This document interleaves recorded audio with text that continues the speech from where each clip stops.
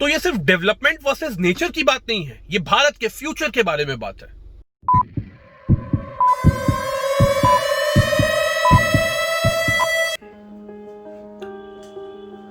Goa is dying. Yes my friends, Goa is dying. अभी कुछ दिनों पहले गोवा से एक बड़ा ही स्ट्रेंज विजुअल निकल के सामने आया। वहां पे एक रेलवे ट्रैक के पास रात में लगभग 3000 लोग इकट्ठा हो गए और उन्होंने मिलकर वहां एक प्रोटेस्ट किया। लेकिन क्यों, गोवा में ऐसा चल क्या रहा है जिसके बारे में हमें कोई जानकारी नहीं है। बात यह है कि वहां पे इको सेंसिटिव जोन में 3 ऐसे प्रोजेक्ट करने के लिए क्लियरेंस दे दी गई है, जिसकी वजह से वहां 30,000 से 85,000 पेड़ जो हैं वो काट दिए जाएंगे। अब अगर आप सोच रहे हैं कि इसमें गलत क्या है, अगर डेवलपमेंट के लिए कुछ पेड़ काट ही दिए जाएं तो इससे क्या फर्क पड़ता है, तो दोस्तों अगर आप भी ये सोच रहे हैं कि ये फाइट सिर्फ इन्वायरमेंट वर्सेस डेवलपमेंट को लेकर है, तो फिर आपको ये वीडियो अंत तक जरूर देखना चाहिए, क्योंकि ये वीडियो आपकी माइंड को कंप्लीटली चेंज कर देगा। बात सिर्फ नेचर के लेकर नहीं है, बात यहां पर है इंडिया के फ्यूचर को लेकर। अगर मैं बात करूं तो मैं सबसे पहले इस वीडियो से पहले आपको एक डिस्क्लेमर दे देना चाहता हूं कि वहां पे गोवा में कौन सी पॉलिटिकल पार्टी पावर में है, ये देखकर अगर आप पहले ही डिसाइड कर चुके हैं कि क्या सही है और क्या गलत है, तो फिर ये वीडियो आप स्किप कर दीजिए। लेकिन अगर आप उन लोगों में से हैं जो सही को सही और गलत को गलत कहना जानते हैं, तो फिर ये वीडियो आपके लिए है। आपको इसको जरूर अंत तक देखना चाहिए और अपने दोस्तों के साथ भी शेयर करना चाहिए। गोवा के अंदर जो 3 प्रोजेक्ट हैं, उनमें पहला जो प्रोजेक्ट है वो है कर्नाटका गोवा रेलवे लाइन को डबल करने का प्रोजेक्ट। सेकेंड जो प्रोजेक्ट है उसमें नेशनल हाईवे वाइडनिंग का प्रोजेक्ट है, और जो थर्ड है वो है गोवा में 400 किलोवाट ट्रांसमिशन लाइन बिछाई जाएगी। अब इसकी वजह से वहां पे जो 2 इकोसिस्टम है उन पे खतरा मंडरा रहा है। वो 2 इकोसिस्टम है Mollem national park and second one is Bhagwan Mahavir century.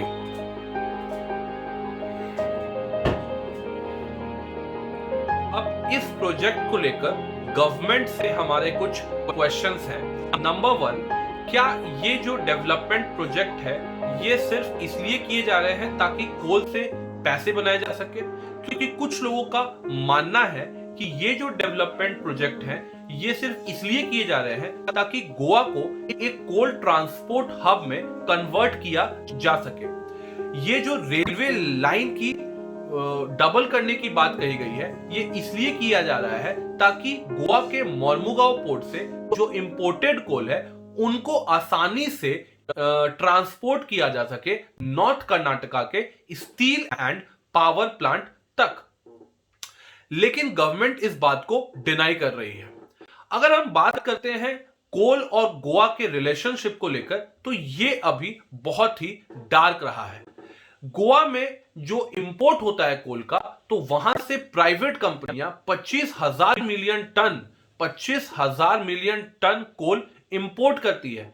इस कोल इंपोर्ट होने की वजह से वहां के आसपास एरिया में ऑलरेडी कोल डस्ट के बड़े बड़े माउंटेन बन चुके हैं, और अगर इसको कम नहीं किया गया तो आने वाले 10 साल में ये जो कोल डस्ट का माउंटेन है ये एक फुटबॉल एरिया के आसपास फैला हुआ होगा, जिसकी हाइट लगभग 3 किलोमीटर के आसपास होगी। अगर मैं बात करूं कि यहां पे जब कोल डस्ट को ट्रांसपोर्ट किया जाता है from Mormugao port to the north Karnataka steel and power plant, तो इनको मालगाड़ियों में किया जाता है। और आप देखे होंगे कि ये जो कोयले होते हैं मालगाड़ियों में, इनको बेसिकली सिर्फ एक टार्पलिन से ढक दिया जाता है। लेकिन जब हवा चलती है तो इनसे जो कोल डस्ट है वो आसपास के इलाकों में बहुत ज्यादा फैल जाता है और डस्ट पॉल्यूशन क्रिएट करता है। इनफैक्ट जब मनोहर पर्रिकर की गवर्नमेंट थी, तो मनोहर पर्रिकर की गवर्नमेंट ने भी इस प्रोजेक्ट को रिजेक्ट कर दिया था। और अगर मैं बात करूं तो मनोहर पर्रिकर को अगर यहां पे मैं कोट करना चाहूं तो उन्होंने कहा था कि we are not giving any permission for the double tracking. He said, adding that the proposal of increasing the track was mooted at the behest of few industries which want to transport coal from Mormugao Port Trust. अब बात यह है कि जब पूरी दुनिया कोल को ditch कर रही है और रिन्यूएबल एनर्जीज की तरफ जा रही है, तो भारत कोयले के पीछे इतना क्यों भाग रहा है, जब मोदी जी भी पेरिस एग्रीमेंट में कह चुके हैं कि वो कोल एमिशंस को कम करेंगे और रिन्यूएबल एनर्जी की तरफ वो बढ़ेंगे और उसके प्रोपोर्शन को इंडिया में और ज्यादा बढ़ाएंगे. तो फिर लोग कोयले के पीछे इतना क्यों भाग रहे हैं on the cost of environment. Number 2 जिसके ऊपर हम बात करने वाले हैं वो है एनवायरमेंटल डैमेज. अब ये जो डेवलपमेंटल प्रोजेक्ट किए जा रहे हैं, इससे जो 30,000 से 85,000 पेड़ काटे जाएंगे, इससे एक पूरा का पूरा जो इकोसिस्टम है वो बर्बाद हो जाएगा. क्योंकि यहाँ पे आपको एक कंसेप्ट समझना होगा, फॉरेस्ट फ्रैगमेंटेशन का कंसेप्ट. ये जो 3 प्रोजेक्ट हैं, ये 3 प्रोजेक्ट इस पूरे वेस्टर्न घाट के एरिया को 4 भागों में बांट रहे हैं. अब जब भी आप फॉरेस्ट को डिफरेंट पार्ट्स में काटते हो या फ्रैगमेंट करते हो तो वहां पे एजेस बढ़ती हैं, और जो वहां पे लिविंग बीइंग्स एनिमल्स हैं वो एजेस पे रहना पसंद नहीं करते हैं, वो घने जंगलों में जाना पसंद करते हैं. तो एजेस पे रहने से उनकी जो लाइफ है उनके ऊपर एक इफेक्ट है, और एक इकोसिस्टम में हर लिविंग बीइंग दूसरे पे डिपेंडेंट होता है, डायरेक्टली और इनडायरेक्टली. अब अगर हम बात करें तो वेस्टर्न घाट जो है हमारा, ये हिमालय से भी पुराना इकोसिस्टम है, और ये जो प्रोजेक्ट है ये 150 साल पुराने वेस्टर्न घाट के इकोसिस्टम को पूरी तरह से डिस्ट्रॉय कर सकता है. किसी भी डेवलपमेंट प्रोजेक्ट का किसी एनवायरनमेंट पे क्या इंपैक्ट पड़ता है, इसके लिए एक इन्वायरमेंट इंपैक्ट असेसमेंट रिपोर्ट बनाई जाती है, जिसमें यह मेंशन होता है कि कितने पेड़ जो हैं वो काटे जा रहे हैं और इसको काटने से बायोडाइवर्सिटी पे क्या इफेक्ट इसका होने वाला है, और इसको जो है हम लोग कॉम्पनसेट करने के लिए क्या कर सकते हैं. ये सारी चीजें आपकी EIA रिपोर्ट यानी इन्वायरमेंट इंस्पेक्शन असेसमेंट में, इन्वायरमेंट इंपैक्ट असेसमेंट में मेंशन होती है. लेकिन आज तक ऐसे प्रोजेक्ट्स के EIA रिपोर्ट जो है अभी तक पब्लिक नहीं किए गए हैं. सेकेंड जो यहाँ पे इशू है वो ये है कि गोवा का पंचायत एक्ट वहां पे पंचायत को ये पावर देता है कि उनके एरिया में जो भी कंस्ट्रक्शन हो रहा है वो उनके परमिशन से भी होना चाहिए. बट ये जो प्रोजेक्ट्स हैं इनको क्लियरेंस दिया गया है बिना पंचायत से डिस्कस किए बिना, और ये जो क्लियरेंस है वो आपके लॉकडाउन के समय दिया गया है, जो कि बहुत ही बड़ा एक शक पैदा करता है. थर्डली, जब भी आप किसी इकोसिस्टम को डिस्ट्रॉय करते हैं तो उसको कॉम्पनसेट करना बहुत ही ज्यादा जरूरी हो जाता है. अब यहां पे जो रिफॉरेस्टेशन की बात की गई है, तो गोवा में इतनी लैंड ही नहीं है जहां पे इन ट्रीज का रिफॉरेस्टेशन किया जा सके, तो वो अब कर्नाटका से लैंड मांग रही है वहां पे रिफॉरेस्टेशन करने के लिए. Wow, what is the logic behind this.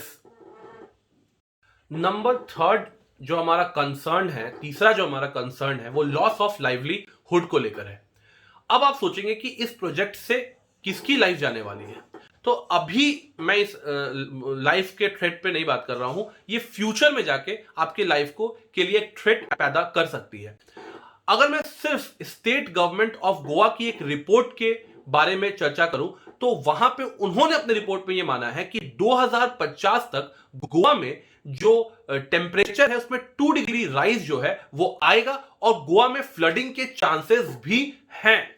अगर एक और रिपोर्ट की हम बात करें जो कि बहुत फेमस रिपोर्ट थी, माधव गडगिल रिपोर्ट या माधव गडगिल कमिटी की रिपोर्ट, तो उन्होंने भी ये कहा था कि वेस्टर्न घाट्स में जो अनसस्टेनेबल डेवलपमेंट किए जा रहे हैं, उन अनसस्टेनेबल डेवलपमेंट की वजह से फ्लडिंग आने का बहुत बड़ा खतरा इन 6 स्टेट्स जो वेस्टर्न घाट्स पे प्रेजेंस है उसमें इंक्लूडिंग गोवा को भी उन्होंने लिया था। तो यहाँ पे फ्लडिंग आने का बहुत बड़ा खतरा उन्होंने बताया था और आप देख भी रहे हैं कि केरला में पिछले 2 सालों से ये फ्लड लगातार आ रहे हैं।